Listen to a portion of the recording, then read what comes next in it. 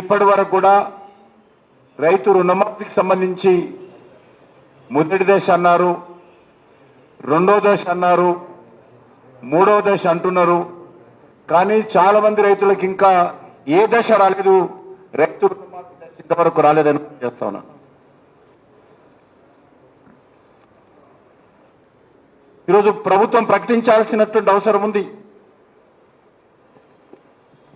మండలాల వారీగా, గ్రామాల వారీగా రైతుల రుణమాఫీ ఎవరికి వర్తిస్తుంది, ఎవరికి చేయబోతా ఉన్నారో రైతు రచ్చబండలో నోటీస్ బోర్డులు పెట్టాల్సినటువంటి బాధ్యత ఉన్నది. రైతులందరూ కూడా ఉత్తరాలు ఇవ్వాల్సినటువంటి అవసరం ఉంది. మీరు ఇంత అప్పు తీసుకున్నారు, మీ రుణాన్ని మేము మాఫీ చేయబోతున్నాము అనే విషయాన్ని స్పష్టంగా ప్రతి రైతు కూడా తెలియజేయాల్సినటువంటి బాధ్యత ముఖ్యమంత్రి రేవంత్ రెడ్డి గారికి, కాంగ్రెస్ పార్టీ ప్రభుత్వానికి ఉన్నది. ఈరోజు మనం చూస్తా ఉన్నాం, గ్రామాలలో అనేక మంది రుణమాఫీ జరగక బ్యాంకులో రుణమాఫీకి సంబంధించిన నిధులు రైతులు కట్టలేదు. ముఖ్యమంత్రి గారి అధికారంలోకి వచ్చిన తర్వాత కూడా రేపు మాపు అంటూ 100 రోజులు అన్నాడు, తర్వాత జూలై అన్నాడు, తర్వాత ఆగస్టు అన్నాడు. అప్పటి నుంచి వాయిదా పడుతూ వచ్చింది. డిసెంబర్ 9 తర్వాత ఇంకో 2 రోజులు అయితే ఆగస్టు వస్తుంది. ఈ ఆగస్టు లోపల రైతులు రుణమాఫీ చేయని కారణంగా బ్యాంకుల దగ్గర వడ్డీ పెరిగిపోతుంది.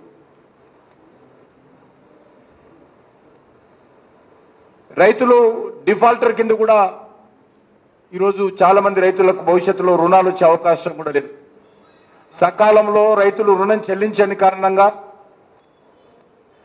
వడ్డీలతో పాటు ఈరోజు అసలు కూడా రాష్ట్ర ప్రభుత్వం చెల్లించని కారణంగా రైతులు దిక్కుతోచని పరిస్థితుల్లో ఈరోజు తెలంగాణలో ఉన్నారు. ముఖ్యమంత్రి గారు ప్రచారం మాత్రం చేసుకుంటున్నాడు. కోట్ల రూపాయలు ఖర్చు పెట్టి లక్షల లీటర్ల పాలు వృధా చేస్తూ పాలాభిషేకం చేసుకుంటున్నాడు తప్ప గ్రామీణ ప్రాంతాల్లో రైతులకు అరకొర మాత్రమే లాభం జరిగిందనే విషయాన్ని మనం చేస్తా ఉన్నాం. కాబట్టి అందుకే ఈరోజు భారతీయ జనతా పార్టీ తెలంగాణ రైతులకు విజ్ఞప్తి చేస్తా ఉంది. మీరే గ్రామాలలో రచ్చబండ ఏర్పాటు చేసుకోండి.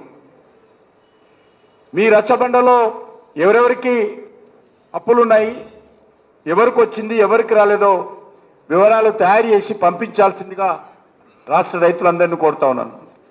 కాపీ ఒక ముఖ్యమంత్రి గారికి పంపండి, ఒక కాపీ బీజేపీ రాష్ట్ర కార్యాలయాన్ని కూడా పంపించాల్సిందిగా రైతులను కోరుతా ఉన్నాను. ఈరోజు రైతులు అనేక రకాలుగా